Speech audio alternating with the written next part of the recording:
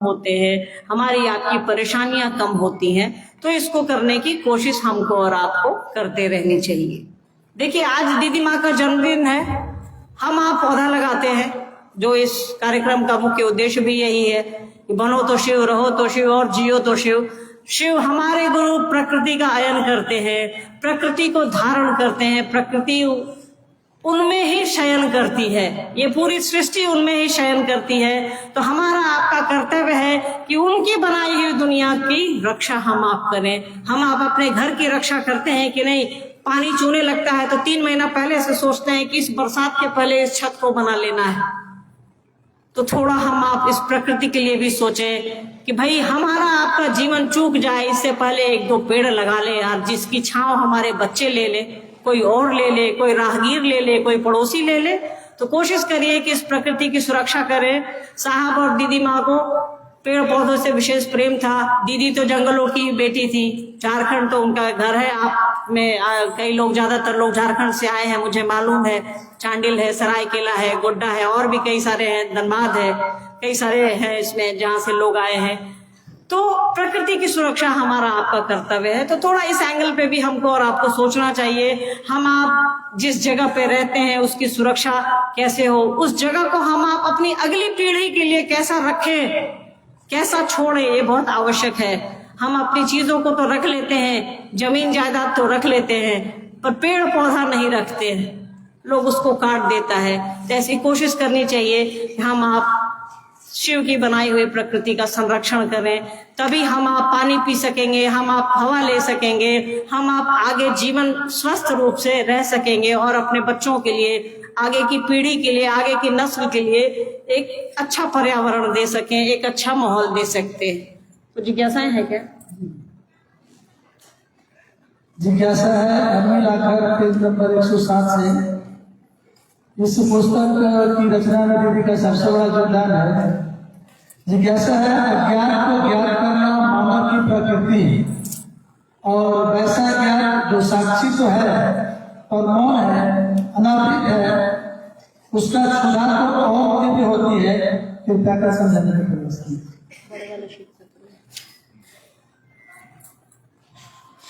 देखिए, जो चीज हम आप नहीं जानते हैं उसको जानना हमारा आपका स्वभाव है। ये मानव की प्रकृति है, हमारा आपका स्वभाव है कि जो चीज नहीं जानिएगा उसको जानने की कोशिश हम आप करते हैं। छोटा सा इसको अपने घर से देख सकते हैं, पर्दा लगा रहेगा तो पर्दा हटा के हम आप जरूर देखेंगे। देखते हैं कि नहीं देखते हैं? सच बताइए। स्वभाव है ये हमारा आपका, कमोबेश मेरा भी, कमोबेश आपका भी। तो ये इंसान का स्वभाव है कि जो चीज नहीं दिखती है उसको देखना। तो वो ईश्वर हमको और आपको इस आंखों से नहीं दिखता है, तो व्यक्ति का स्वभाव होता है, जो लोग खोजी प्रवृत्ति के होते हैं कि जाने हम। तो इस धरती पर खोजी प्रकृति वाले जो ईश्वर को जानने का मादा रखते हैं वो साहब हरिंद्रानंद और दीदी नीलम आनंद हैं। तो ये उनके लिए लिखी गई लाइन है, ज्ञात अज्ञात को ज्ञात करना मानव की प्रकृति, और वैसा ज्ञात जो साक्षी तो है पर मौन है, अनावृत है, उसका क्षुधा तो है और तीव्र होती है। कृपया कर, मतलब वैसी चीजें जो हम आप नहीं जानते, मतलब वो शिव, वो परमात्मा, उसको जाना ही नहीं जा सकता है। हमारी एक किताब का एक श्लोक है कि हे शिव, आप कैसे हैं, आपको जानना समझना हमारी सीमा से परे है, पर आप जैसे हैं तत्व न जानामि कीदृशोऽसि तादृशाय नमो नमः। आप जैसे दिखते हैं, जिस रूप में है, जैसे भी है, जहां भी है, आपको बारंबार प्रणाम है। आप जैसे हैं, हमको नहीं मालूम आप कैसे हैं, पर मेरी इच्छा है आपको जानने की। तो वैसा मन होना चाहिए कि शिव को जान सके, शिव को समझ सके, शिव को जी सके। तो ऐसा मन धरती पर साहब हरिंद्रानंद और दीदी नीलम आनंद का है, जो पवित्र है, पावन है। तो उनके जैसा बनिए, उस अज्ञात को हम आप भी ज्ञात कर लेंगे, जैसे साहब और दीदी माँ ने किया। किसी की घोषणा हो जाने से क्या होगा, व्यक्ति शिव से हो जाएगा? समझाने का प्रयास। क्या फिर से पढ़ी? किसी की घोषणा हो जाने से क्या व्यक्ति शिव से हो जाएगा? कदापि नहीं, कहीं से नहीं। घोषणा कर लीजिएगा तो हम आप शिव से हो गए, तब तो हम आप आधा देश की घोषणा कर चुके हैं। पूरा अभी तो खत्म हुआ है यार कुंभ, हर आदमी लगता है 1 आध लाख घोषणा कर लिया है। अपने जीवन में जोड़ लीजिए। डाटा कहता है कि मोटा मोटी 5 करोड़ लोग हम लोग हैं, तब तो हो गया, सब लोग हिंदुस्तान में दुनिया में शिवशिष हो गए। अरे भैया, घोषणा करने से हमारा आपका मन शिवशिष नहीं होता, हमारा आपका मन गुरु की दया से शिवशिष होता है, साहब दीदी के आशीर्वाद से शिवशिष होता है। घोषणा कर लेने से कोई शिवशिष नहीं हो जाएगा, भैया बोल देने से कोई भैया नहीं हो जाता है। हॉस्पिटल में जाकर के तो सिस्टर को हम लोग, नर्स को हम लोग सिस्टर सिस्टर कहते रहते हैं, हो जाती है वो सिस्टर। ईमानदारी से सोचिए और बताइए तो जरा, ऑटो से कितने लोग आए होंगे यहाँ गांधी मैदान। हम लोग भी कभी कभी जाते हैं, भाड़ा 15 रुपया है, अगर वो 20 रुपया मांग ले तो पहले तो बोलते हैं भैया रोक दो, अपर्णा कॉम्प्लेक्स आ गया। रोकता है बेचारा, बोलते हैं कितना कहो पैसा, तो 20 रुपया। तुरंत भैया से रे पर उतर आते, अरे भाड़ा 15 रुपया कि 20 रुपया। सोचिए, 5 रुपया, मात्र 5 रुपया आपकी बोली बदल देता है, आपकी सोच बदल देता है। और आप कह रहे हैं बोली में शिवशिष हो जाएंगे। 5 रुपए के लिए हम आप उसको रे पर उतर आते हैं, जो थोड़ी देर पहले, कुछ सेकंड पहले कहते हैं कि भैया तनी रोक दो, कितना पैसा हुआ है बाबू नुनू। हमारी एक चाची है, वो धनवा बेटवा से नीचे नहीं बोलती है, और उनसे भी जब टेम्पो वाला 5 रुपया मांगता है ना, तो पढ़ी लिखी नहीं है बेचारी, तो कहती, उसको धनवे बोल के कहती कि धनवा 5 रुपया ज्यादा लेबा। अरे भैया, बोली से कोई जरूरी नहीं है कि कोई शिवशिष हो जाए। साहब की बात याद रखिए, साहब ने कहा है कि कोई घोषणा करा लेता है तो इसका मतलब ये नहीं कि वो शिवशिष हो गया, उसका आचरण देखिए कि वो शिवशिष है या नहीं। कोई रुद्राक्ष पहन लेता है, इसका मतलब ये नहीं है कि वो शिवशिष हो गया, उसका आचरण देखिए। आवरण पर मत जाइए, मेरी बोली पर मत जाइए, मेरे हाथ के रुद्राक्ष पर मत जाइए, मेरी माला पर मत जाइए, आप मेरे आचरण पर जाइए, आप किसी के आचरण पर जाइए कि वो शिव जैसा आचरण कर रहा है या नहीं कर रहा। शिव को छोड़ दीजिए, पहले आचरण का पैरामीटर आप साहब और दीदी को तो फिक्स कर लीजिए। और याद रखिएगा, घोषणा आपको शिवशिष नहीं बनाती है, शिवशिष आपको गुरु की दया बनाएगी, शिवशिष आपको साहब और दीदी बनाएंगे, ये याद रखिएगा। कैसे आया गुरु बता रहे हैं। ठीक है, ये विषय तो कैसे आया 3 सूत्र।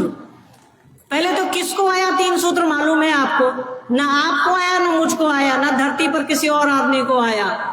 ये सिर्फ और सिर्फ साहब हरिंद्रानंद जी को आया, और उन्होंने दीदी माँ को कन्वे किया, दीदी माँ को बताया। सीधी बात, सीधा सा गणित है, 2 जोड़ 2 बराबर 4 होता है।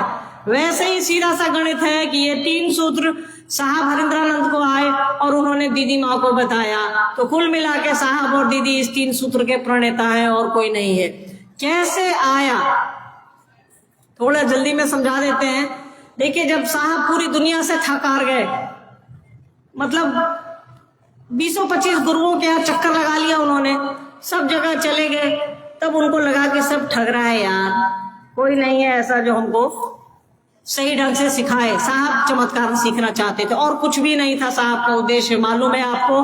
अगर मालूम नहीं है तो साहब की किताब पढ़िए, साहब की चर्चाएं सुनिए। साहब का एकमात्र उद्देश्य था चमत्कार सीखना।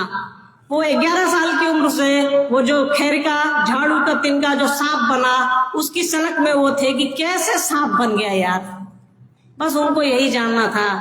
यही है ना, एक जिज्ञासा ही है ना, अज्ञात को ज्ञात करना। साहब को वही ललक थी, अज्ञात को ज्ञात करना, यही उनकी चाहत थी। इसी में वो भटक रहे थे। अंत में सन 1974 में आरा के गांगी शमशान में, जो हमारा पड़ोसी जिला है, वहां से कई लोग आए हैं, लगभग 400-500 लोग आए हैं वहां से भी। वो तो ज्यादा गर्वान्वित रहते हैं कि भाई आरा में साहब महादेव को गुरु बनाए। सही बात है भाई। तो जब साहब ने सन 1974 में नवंबर के महीने में रात के अंधेरे में शिव को गुरु बनाया, तो कोई उनको बोलने नहीं आया था शिव को गुरु बना लो। बस ऐसे ही उनको एक गणित था। दादाजी घर में कहा करते थे माँ को, मतलब दादी को हम लोग माँ कहते हैं, कि मलकिनी परमात्मा शिव को कहते हैं, उन्हीं का एक नाम है, उन्हीं को कहा गया है। और एक श्लोक साहब जानते थे, इनके घर में पूजा पाठ का माहौल रहता था। गुरुर ब्रह्मा गुरुर विष्णु गुरुर देवो महेश्वर गुरु साक्षात पर ब्रह्म तस्मै श्री गुरुवे नमः। इस श्लोक के आधार पर साहब ने शिव को गुरु बना लिया।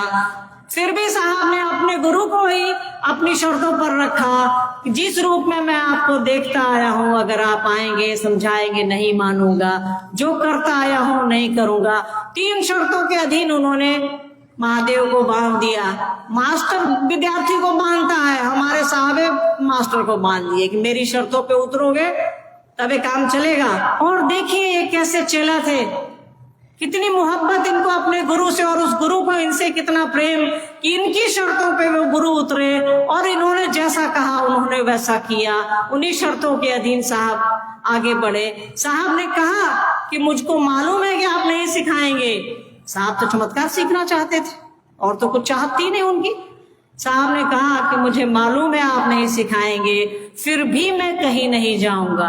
साहब का खड़ा होना, गुरु की दया का शुरू होना, एक ही सिलसिला। साहब खड़े हुए कि मैं कहीं नहीं जाऊंगा, आप सिखाइए या न सिखाइए, और वहां शिव शिष्य साहब का होना। दोनों चीजें रेसिप्रोकल, एक साथ दोनों चीजें घटित हुई हैं।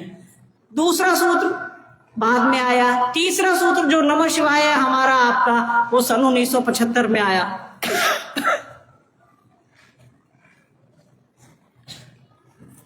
अरे भैया, कोई आपको अपना चेला बनाएगा तब न मंत्र देगा।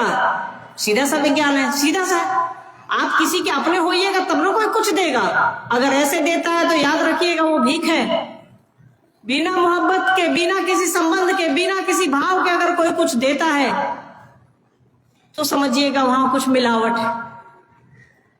तो जब तक हम आप गुरु को अपनाएंगे नहीं, उनका शिष्य बनेंगे नहीं, तब तो गुरु मंत्र मिलेगा नहीं। तो 75 में महादेव ने साहब को श्वास पर, अनायास श्वास पर नमः शिवाय मंत्र दिया। फिर बाद में जब साहब मधेपुरा में थे तब उनको महादेव आए। मधेपुरा से वो पटना आ रहे थे, इस क्रम में बेगूसराय में उनका रुकना हुआ। वहां उनको इंप्रेशन में आया, महादेव आए कि तुम जो करते हो दूसरों को करने को कहो। ये तीनों सूत्र इस तरह से आए। अब यहाँ थोड़ा ट्रिकी है, उसको थोड़ा समझिएगा। कई लोगों को लगता है कि साहब जब मधेपुरा में सिंहेश्वर मंदिर में महादेव को प्रसाद खिलाए तो पहला सूत्र आया, दया हुई। ज्यादातर लोगों को लगता है ये। ध्यान दीजिएगा, थोड़ा ध्यान देने की जरूरत है कि सिंहेश्वर में जब साहब की प्रतिष्ठा फंस रही थी, साहब ने कहा बुढ़ो इज्जत रखिया। माँ को उन्होंने कहा कि नाम लेकर के कि नीलम जाइए, और महादेव को ऐसे से उन्होंने कहा बुढ़ो इज्जत रखिया। जब साहब की प्रतिष्ठा वहां फंसने लगी और महादेव ने प्रसाद ग्रहण किया सिंहेश्वर मंदिर में, तब साहब को लगा कि सारा खेला गुरु की दया का है। याद रखिएगा, उनको पहली बार लगा कि सारा खेला गुरु की दया का है। तो अंतर कर लीजिए, साहब पहला सूत्र जब साहब शिव शिष्य हुए सन 1974 में, जब उन्होंने शिव को गुरु बनाया तभी का है। उनको एहसास हुआ, उनको पता चला कि सारा खेला जो है उनकी दया क्या है। तो यहाँ कई लोग कंफ्यूज कर जाते हैं कि सिंहेश्वर में जब साहब महादेव को प्रसाद चढ़ाया, रसगुल्ला चढ़ाया 50 पीस, 25 टूट गया, 25 रह गया या 50, तब साहब को पहला सूत्र आया। तो ये कंफ्यूजन थोड़ा दूर कर लीजिएगा। कई लोगों को हो जाता है, हम लोगों को भी कई बार हो जाता था, पर साहब ने ऐसा समझाया है हम लोगों को। ठीक है जी। शिव गुरु कार्य में ईमानदारी क्या होती है? शिव गुरु कार्य में ईमानदारी क्या होती है? ईमानदारी एक ऐसा शब्द है जो सब पर भारी है। अरे भैया, लोग डकैती भी करते हैं तो कहते हैं कि लूट का माल बराबर बराबर से बांटो। लूट का माल भी ईमानदारी से बांटो। तो ईमानदारी एक ऐसा शब्द है जो हमारे जीवन में अच्छे से अच्छा काम और बुरे से बुरा काम में वो रहता है बेचारा। उसकी नियति वही है कि चोरी का भी सामान है अगर, तो बेचारा वहां रहता है। 5 चोर मिल करके कहीं चोरी किए तो कहते हैं कि चलिए भाई 5 हिस्सा बराबर बराबर से लगेगा। ये अध्यात्म है। यहाँ अगर हम आप ईमानदार नहीं होंगे तो चल नहीं पाएंगे। गुरु शिष्य संबंध हमारी आपकी ईमानदारी पर ही चलता है। अगर सही गुरु मिल जाएंगे तो हम आप ईमानदार हो जाएंगे। सही गुरु की तलाश करना सबसे आवश्यक है। तो साहब और दीदी तो ला करके रख दिए हमारे आपके जीवन में महादेव को, पकड़िए और आगे बढ़िए। अब थोड़ा ईमानदारी को समझ लीजिए। ईमानदारी का करिए, दीदी माँ की लाइन है, आप गुरु कार्य को ईमानदारी से करें, मैं आपके लौकिक कांटों को चुनूंगी। आधी लाइन है, मतलब पूरी लाइन हमने अभी कर दी है। ईमानदारी का क्या अर्थ है कि लवली बहुत खुश है कि 5000 हॉल भरा हुआ है, बाहर लोग भरे हुए हैं लवली की चर्चा सुनने के लिए। ये ईमानदारी नहीं है। ईमानदारी ये है कि ये 5000 लोग आए हैं तो कम से कम 5 आदमी भी शिव की दिशा में चल दे और साहब दीदी का झंडा बुलंद हो जाए, ये ईमानदारी है। ठीक है। मेरे शिव और साहब के शिव में क्या फर्क है, देखो समझाना। देखिए, मेरे शिव और साहब के शिव, हम आप अपने शिव की पूजा तो हजारों हजार साल से करते आ रहे हैं। कर रहे हैं कि नहीं कर रहे? अभी फिर सावन, अभी थोड़ी देर पहले हमने कहा ना कि सावन आ ही रहा है, फिर करेंगे। 1 लोटा जल डालेंगे, महादेव ये दे दे, महादेव वो दे दे। मंदिर में पहुंचेंगे तो 5 बार भाई लोग अपना पर्स छुएंगे, आप और हम अपना चेन छुएंगे, कभी चूड़ी कभी घड़ी संभालेंगे, कभी मोबाइल संभालेंगे। यही तो है हमारा आपका शिव। कैसी बुद्धि दे रहा है वो, कैसी दया हम पर और आप पर है, कैसा ज्ञान है कि हम आप मंदिर भी जाते हैं तो अपनी चप्पल की चिंता करते हैं, हम आप मंदिर भी जाते हैं तो अपने पर्स की चिंता करते हैं। किस ईश्वर की पूजा करने हम आप चले हैं भाई? और एक साहब का शिव है जो हमको और आपको आदमी बना रहा है, हमको और आपको शिव बना रहा है, जीने की कला सिखला रहा है। तभी तो इतने लोग हैं, बड़े प्रेम से बैठे हैं। कोई किसी की जाति नहीं जानता, कोई किसी का धर्म नहीं जानता, कोई किसी का पंथ नहीं जानता, और बड़े प्रेम से हम आप बैठे हैं। जगह नहीं है तो ये दीदी बैठिए ना, ये दीदी बैठिए ना, भैया बैठिए ना, यहाँ ना कुर्सियां हैं भाई। हर जगह तो हम आप जमीन पर ही बैठते हैं और बड़े प्रेम से सट करके बैठते हैं, एक दूसरे का साथ लिए हुए बैठते हैं। ये है साहब के शिव जो हमको और आपको जीने की कला सिखला रहे हैं। शिव वही है, बस भाव का फर्क है। ऐसा नहीं है कि जो मंदिर में जिनकी मूर्ति है वो अलग है और साहब जो कह रहे हैं वो अलग है। साहब उसी शिव की बात कह रहे हैं, बस साहब हमारा आपका चश्मा बदल दे रहे हैं कि चश्मा बदलो, नजरिया बदल जाएगा, सोच बदल जाएगी, शिव बदल जाएंगे। शिव शिष्यता का मुख्यालय कौन है? शिव शिष्यता का मुख्यालय साहब हरिंद्रानंद हैं। गुरु शिव स्वयं है और शिव शिष्यता का मुख्यालय साहब हरिंद्रानंद है। ये साहब की लाइन है। थोड़ी देर पहले साहब का वीडियो चल रहा था कि कोई भी शिव शिष्य चाहे जयपुर के मरुस्थल में भी क्यों ना हो, वो उनको देखेगा भी नहीं, साहब को देखेगा भी नहीं, फिर भी साहब के कलेजे का टुकड़ा है। किसमें कितनी शिष्यता उतरेगी या नहीं उतरेगी, कौन किस डिग्री तक शिव शिष्य होगा या नहीं होगा, ये सिर्फ और सिर्फ साहब का जिम्मा है। साहब मतलब साहब हरिंद्रानंद।